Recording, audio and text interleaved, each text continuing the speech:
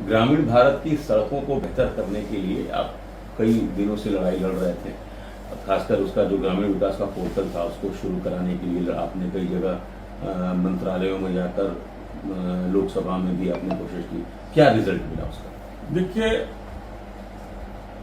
जब मैं चुनाव क्षेत्र में अपने गांव चल रहा था तो मैंने गांव की सड़कों की हालत बहुत ही बदतर स्थिति में थी और जब पता किया तो मुझे ये पता चला कि विगत 10 सालों से प्रधानमंत्री ग्रामीण सड़क योजना का पोर्टल भी चंदौली जनपद में अभी तक नहीं खुला।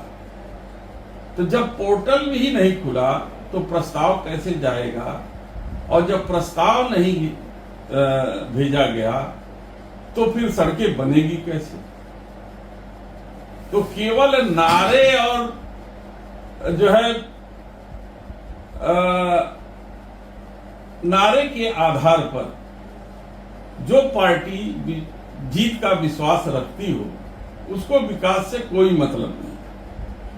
तो जब मैं चुन करके चंदौली की जनता के आशीर्वाद से मैं गया तो सदन में मैं नियम 377 जो लोक महत्व का विषय है उसके तहत मैंने लोकसभा के अंदर ये मांग की कि उत्तर प्रदेश के चंदौली जनपद में अभी तक ग्रामीण विकास मंत्रालय के अधीन जो प्रधानमंत्री ग्राम्य सड़क योजना का जो पोर्टल है वो नहीं खुला है, जिससे वहां का विकास, गांव को जोड़ने वाली सड़कों का निर्माण, गांव की सड़कों की मरम्मत, कुछ जो है कि वो न प्रस्ताव जा पा रहा है और न ही वहां का विकास हो रहा है। हमारी मांग पे हमको लगता है कि लोकसभा में संज्ञान में लिया गया, माननीय मंत्री जी ने संज्ञान लिया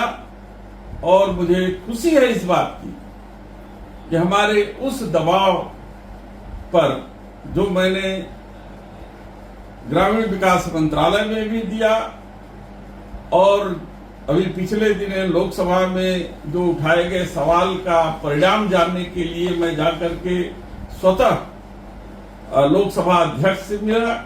हमने कहा कि ये जो हम मांग उठाए थे ये आप लोग देख सकते हैं, नियम 377 में लोक महत्व का विषय है और इसके तहत मैंने कहा कि इस पर कार्रवाई हुई क्या, आप बताएंगे कि केवल हम लोग लोकसभा के अंदर इसी तरीके से सवाल उठाते रहेंगे और आप इसको जो है इग्नोर करते रहेंगे? तो लोकसभा अध्यक्ष जी ने इस पर संज्ञान लिया और मंत्रालय को पत्र भी लिखा और फोन भी किया। उसका नतीजा है कि आज मुझे जान करके खुशी होगी कि वो पोर्टल खुल गया। अखबारों के माध्यम से देखिए आपको पता चलेगा और करीब 1000 सड़कें का उसका जो है मरम्मत और जो अधूरी सड़कें हैं उसका प्रस्ताव मांगा गया। अकेले 700 सड़कों का प्रस्ताव तो मैंने ही दिया। मैं आपको उसकी कॉपी, कल मैं गया था मुख्यमंत्री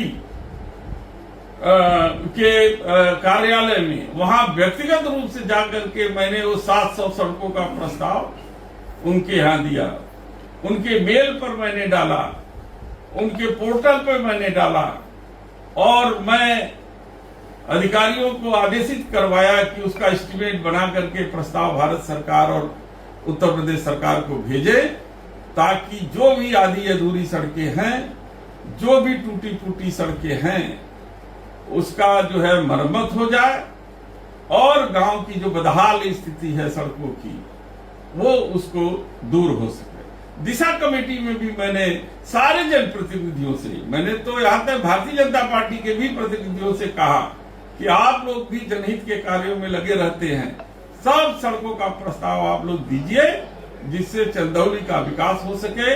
हम विकास के लिए प्रतिबद्ध हैं। हम नाम जो है कि बोर्ड पर नाम लिखवाने के लिए प्रतिबद्ध नहीं हैं।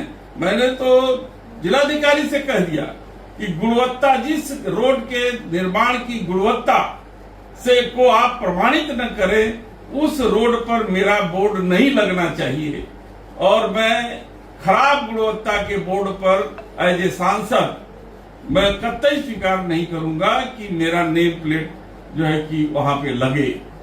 और मैं दिशा कमेटी की बैठक में ये बात मैंने जिलाधिकारी से भी कह दिया।